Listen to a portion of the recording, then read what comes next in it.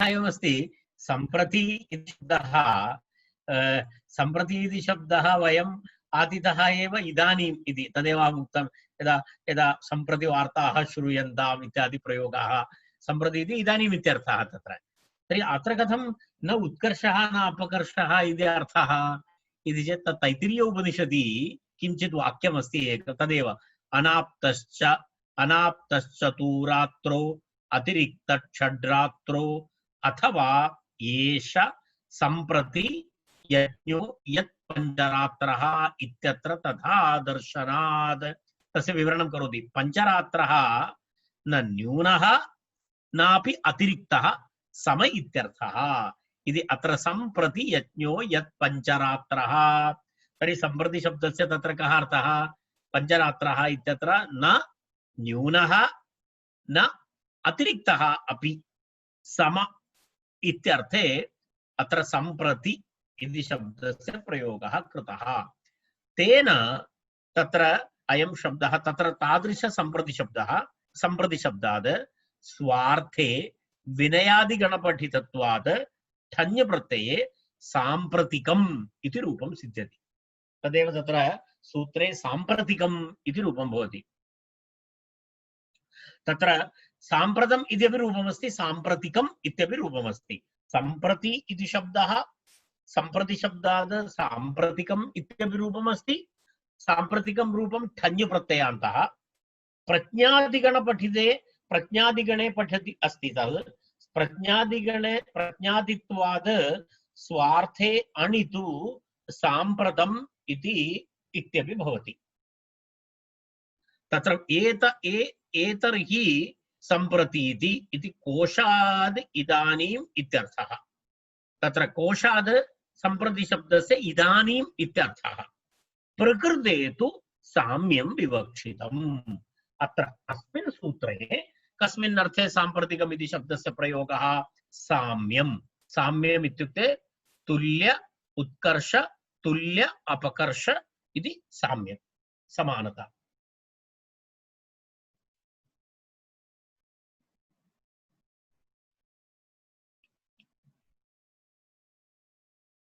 साम्यम् इत्यर्थः। एतद् विवरणं किञ्चित् पश्यतु। एतद् किञ्चित् उत्तमविवरणं दत्तमस्ति। तर्हि सम्प्रति इत्यपि शब्दः अस्ति, साम्प्रतिकम् इत्यपि शब्दः अस्ति, साम्प्रतम् इत्यपि अर्थः अस्ति शब्दः अस्ति।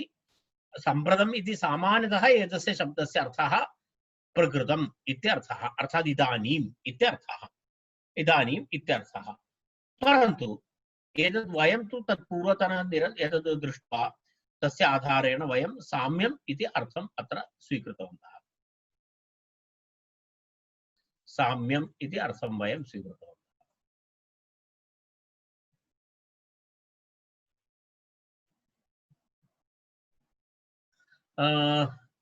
तावदेव तत्र वक्तव्यमस्ति। पश्यामः तत्र अग्रे। तत्र किमस्ति?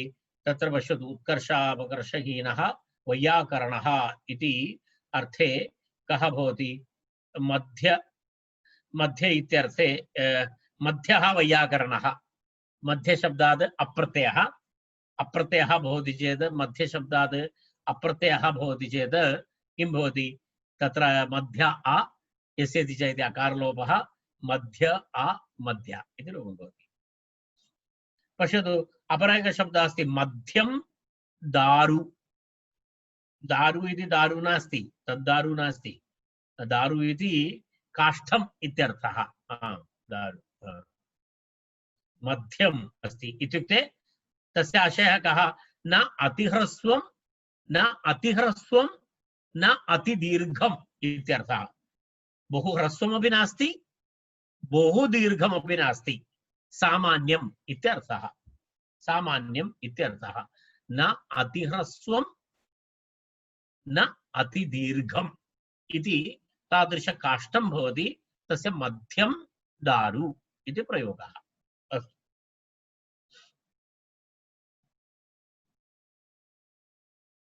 अग्रिमं सूत्रं द्वीपाद् अनुसमुद्रं यज्ञ इति सूत्रम्।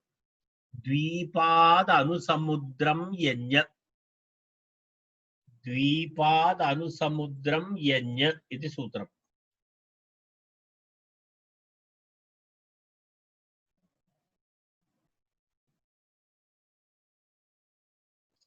भवताम् उमेशः मध्ये मध्ये आगत्य दृष्ट्वा गच्छति। तत्र रेड्मी इति दृश्यते, सः उमेशः। तं दूरवाणीं कृत्वा सूचयतु। यदा एकवारम् एतत् ब्रेक् भवति चेत् पुनरपि वर्गः भवति इति।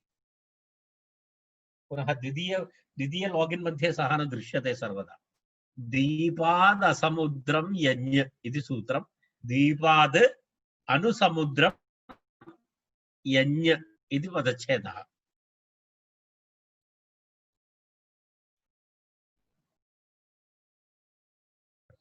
दीपाद् अनुसमुद्रं यज्ञ। समुद्रस्य समीपे अनुसमुद्रम् इति, अनुसमुद्रम् इति अनु पश्चात् समीपे इत्यादि अर्थः भवति। अनु अनु इति तत्र समीपार्थे भवति। तत्र किं भवति? अनुसमुद्रमिति सामीप्ये अव्ययीभावः इति मनोरमा। तत्र अनु शब्दात् सामीप्ये अर्थे तत्र अव्ययीभावसमासः। समुद्रस्य समीपे इत्यर्थः। पश्यतु, अनु समुद्रमिति सामीप्ये अव्ययीभावः। अनुसमुद्रमिति सप्तम्यन्तं, कारणम् अव्ययीभावसमासः अस्ति। अव्ययीभावसमासः अस्ति, सप्तम्यर्थे अस्ति तत्। अनुसमुद्रमिति सप्तम्यन्तं। विद्यमानादित्य अध्याहार्यं। विद्यमानादिति अध्याहार्यं करणीयं। तर्हि किं करणीयम्? अनुसमुद्रं विद्यमानात् द्वीपात् इत्यर्थः। अर्थात् समुद्रस्य समीपे विद्यमानः द्वीपः। तस्मात् किं भवति? तत्र भवः इत्यर्थे किं भवति? समुद्रस्य समीपे विद्यमानः यः द्वीपः, तद्विषयात् द्वीपशब्दात् किं भवति? तत्र भवः इत्यर्थे किं भवति? यज्ञ स्यात्। यज्ञ स्यात् इत्युक्तम्। तत्र किं किम् अस्ति इति पश्यामः। शेषे तद्धिताः इत्यादि सर्वम् अनुवर्तते।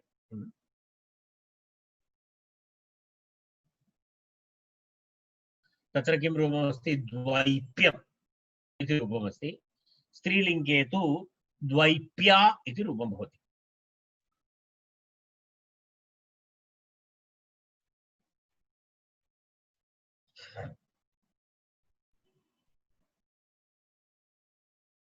तत्र किं पश्यतु एकवारं। यञ्प्रत्ययः भवति। यञ्प्रत्ययः भवति चेत् द्वीपशब्दः, द्वीपशब्दात् यदा उदाहरणं पश्यतु। द्वीपे भवः इत्यर्थे यदा यदा यदा यदा द्वीपे भवः मधु इति एकम् उदाहरणम् अत्र दत्तं। द्वीपे भवः मधु इत्यर्थे तत्र द्वैप्यं मधु इति उदाहरणं। द्वैप्यं कारण समुद्रस्य पार्श्वे यः द्वीपः अस्ति तदस्ति अत्र, तत्र विवक्षा।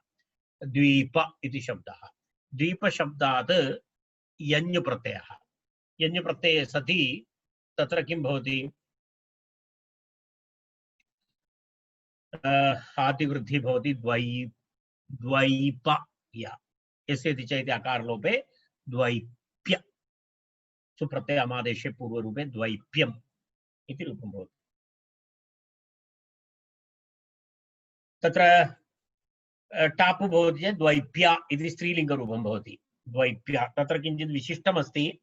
अपत्याधिकार भिन्नमस्ति एतत् इति कृत्वा तत्र यञश्च इति सूत्रेण तत्र ङीप् निषेधः भवति। तत्र ङीप् प्रत्ययः न भवति। यञश्च इति सूत्रस्य अर्थं स्मरति वा? ययन्तात् स्त्रियां ङीप् स्यात्।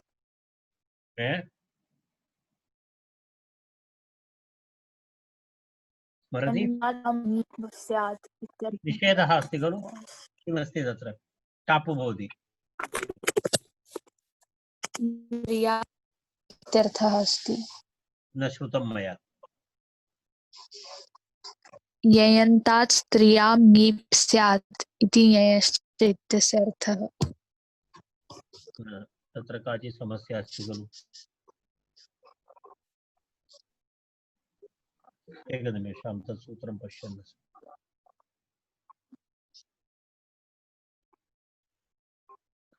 यञश्च यजन्ता स्त्रियां ङीप् स्यात् आकारलोपे कृते।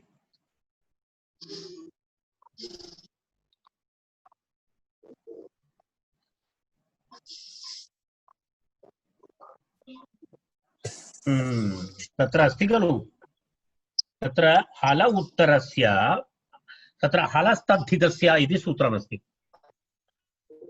हल उत्तरस्य तद्धितयकारस्य उपधाभूतस्य लोपः स्यात् इति परेति गार्गी इति अनन्तरं तदनन्तरं तत्र अनपत्याधिकारस्तात् न ङीप् इति तत्र कश्चन नियमः अस्ति। अर्थात् अपत्याधिकारप्रकरणे यः यञ् प्रत्ययः भवति तत्र ङीप् भवति।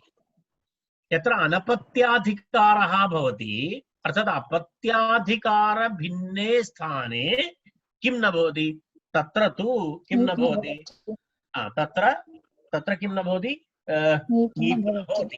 तेन कारणेन तत्र उक्तम् अस्ति द्वीपे भवा द्वैप्या इति वैयाकरणसिद्धान्तकौमुद्यां कुत्र अस्ति, हलस्तद्धितस्य इति सूत्रविवरणे अस्ति।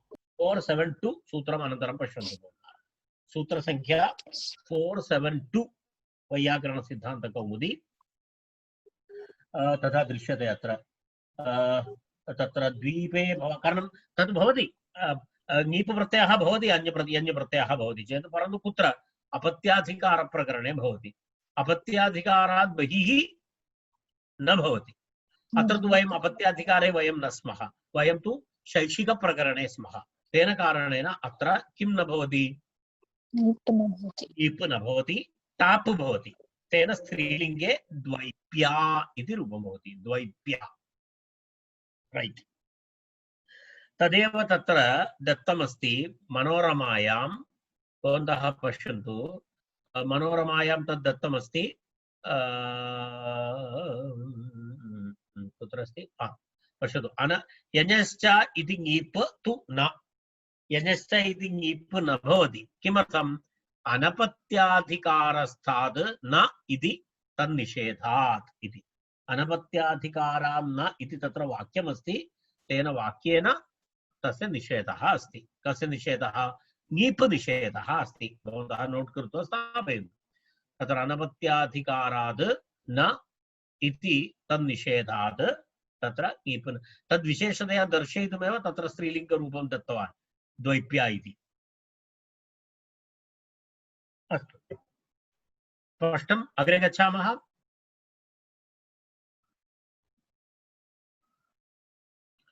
कालात् ठञ् इति अग्रिमं सूत्रं। कालात् ठञ्, कालवाचिभ्यः शब्देभ्यः किं भवति, कालवाचेभ्यः शब्देभ्यः किं भवति, ठञ् प्रत्ययः भवति।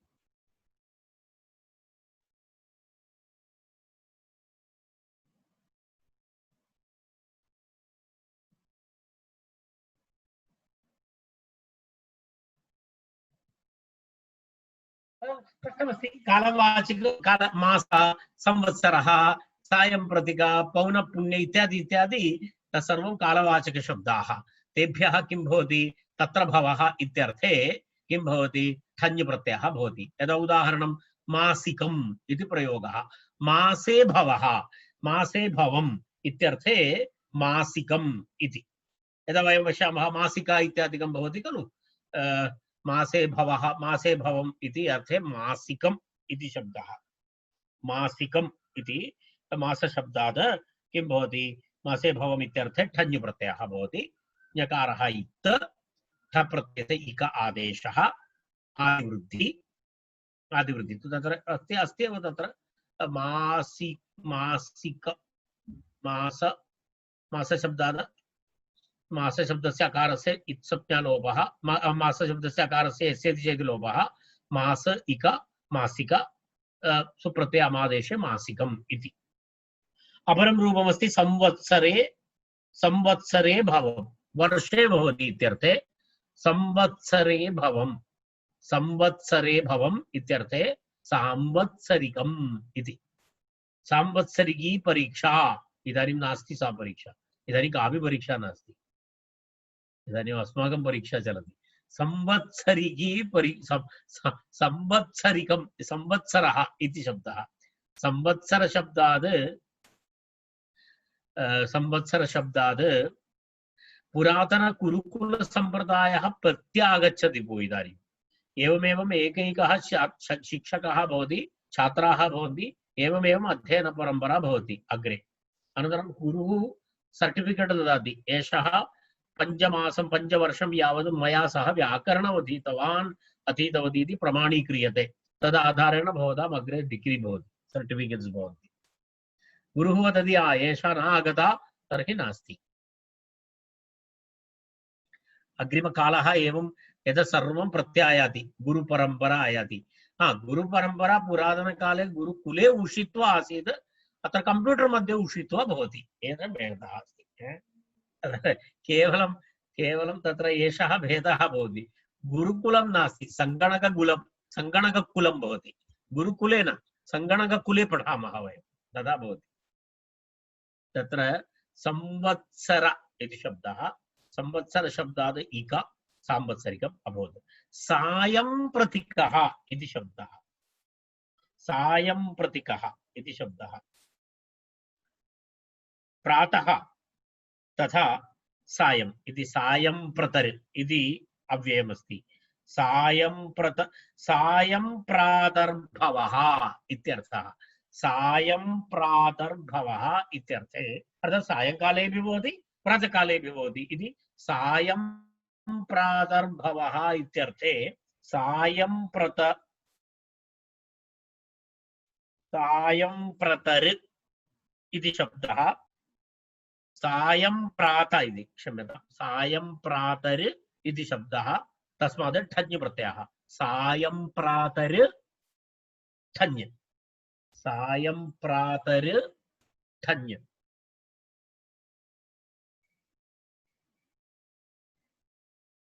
तर्हि सायंप्रातर् ठञ् इत्यत्र ठस्य इकादेशः सायंप्रातर् इका अनन्तरं पुनः किं भवति तत्र अव्ययानां भमात्रे टिलोपः इति सूत्रेण इति नियमेन वार्तिकेन तत्र किं भवति सायंप्रातर् इत्यस्मात् टि लोपः भवति अर् इत्यस्य लोपः भवति अर् इत्यस्य लोपः भवति टि लोपः अव्ययानां भमात्रे टिलोपः इति वार्तिकम् तेन किं भवति सायंप्रातर् इत्यस्य टि भागस्य अरि इत्यस्य लोपः भवति तर्हि सायं प्रात इक सायं प्रातिक सुप्रत्यये अमादेशे पूर्वरूपे पुल्लिङ्गमस्ति सायं प्रात सुप्रत्यये रुत्वे विसर्गे सायं प्रातिकः इति एवमस्ति पौनःपुनिकः इति एकनिमेषः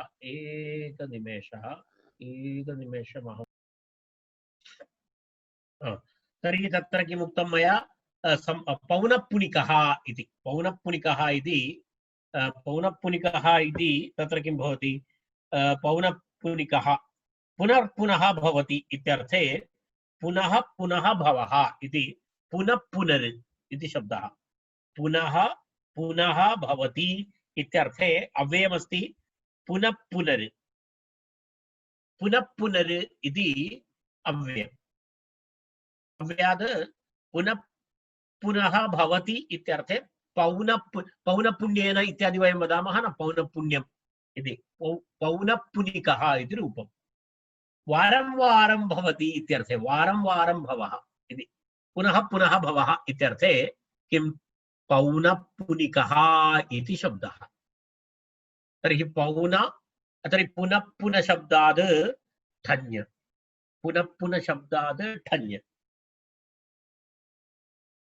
पुनः पुनः शब्दात् ठञ् पुनः पुनः इका पुनः पुनर् इति अस्ति टिलोपः पुनः पुनः इका आदिवृद्धि पौनः पुनः इका पौनःपुनिका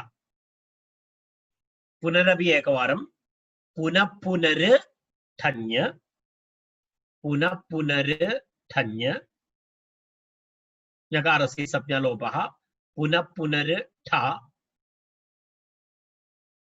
ठ प्रत्ययस्य इकादेशे पुनः पुनर् इका अव्ययानां भमात्रे टिलोपः इति वार्तिकेन टिलोपः तर्हि पुनः पुन इका आदिवृद्धि पौन पुन इका पौनपुनिका इति रूपं भवति पौनपुनिका इति रूपं भवति। तत्र कश्चन प्रश्नः कालिदासस्य कश्चन प्रयोगः कथं तर्हि शार्वरस्य तमसो निषिद्धये इति कालिदासः अनुदिदौषसरागा इति भारविः तत्र शब्दद्वयं शार्वरस्य तमसा निषिद्धये इति प्रयोगः अस्ति। तत्र शार्वरः इति कालवाचक शब्दः शार्वरी रात्रि तत्र शार्वरस्य इति तत्र किं भवति एकः प्रयोगः अस्ति अपरः प्रयोगः अस्ति औषसः इति उषस् इति कालवाचक शब्दः उषस् इति कालशब्दवाचकात् अण्प्रत्यये औषसः इति तत्र प्रयोगः दृश्यते। तत्र शार्वर शब्दात् शार्वर शर्वरी इति शब्दात् अण्प्रत्ययः उषस् इति शब्दादपि अण्प्रत्ययः एकत्र कालिदासस्य प्रयोगः अपरत्र भारवेः प्रयोगः। वस्तुतः कालवाचक शब्दात् ठञ् प्रत्ययः करणीयः इति अस्ति। तर्हि शार्वरिकम् अथवा औषसिकम् इत्यादि रूपाणि अपेक्षितानि भवन्ति परन्तु तथा तत्र न दृश्यते। अनन्तरं समानकालीनं प्राक्कालीनम् इत्यपि प्रयोगः दृश्यते। समानकालीनम् इति खप्रत्ययान्तः दृश्यते खप्रत्ययान्तः इति दृश्यते। तत्र खप्रत्ययः भवति चेत् खप्रत्ययस्य ईनादेशे समानकालीनम् इति प्रयोगः भवति प्राक्कालीनम् इत्यपि प्रयोगः भवति। तर्हि एतत् सर्वम् एते सर्वे प्रयोगाः कथम् एतस्य समन्वयः करणीयः? अरे यार इदानीं जनाः किञ्चित् किञ्चित् उत्थितवन्तः इव भासते योग्यमस्ति। इदानीं फोन् आरब्धम् अस्तु अनन्तरम् इदानीमेव जनाः उत्तिष्ठन्ति 7:30 तेन कारणेन यदा उत्थानं भवति तदा विजयकुमार महोदयस्य स्मरणं भवति। अस्तु इदानीं न स्वीकरोमि। तत्र तर्हि पश्यतु शार्वरस्य इति अण् औषसः इति अण् समानकालीनं प्राक्कालीनम् इति खप् प्रत्ययः एतत् सर्वं कथं भवति इति चेत् कारणं ठञ् प्रत्ययेन भवितव्यं तर्हि किमर्थम् एवं भवति इति पृच्छति चेत् आचार्यः वदति एते सर्वे अपभ्रंशाः दुष्टाः प्रयोगाः अपभ्रंशाः एव एते इति प्रामाणिकाः। कालिदासः प्रयोगं कृतवान् इति कृत्वा व्याकरणशुद्धं भवेत् इति नास्ति। अपभ्रंशः तु अपभ्रंशः एव भवति। तर्हि एतेषां रूपाणां एकनिमेषः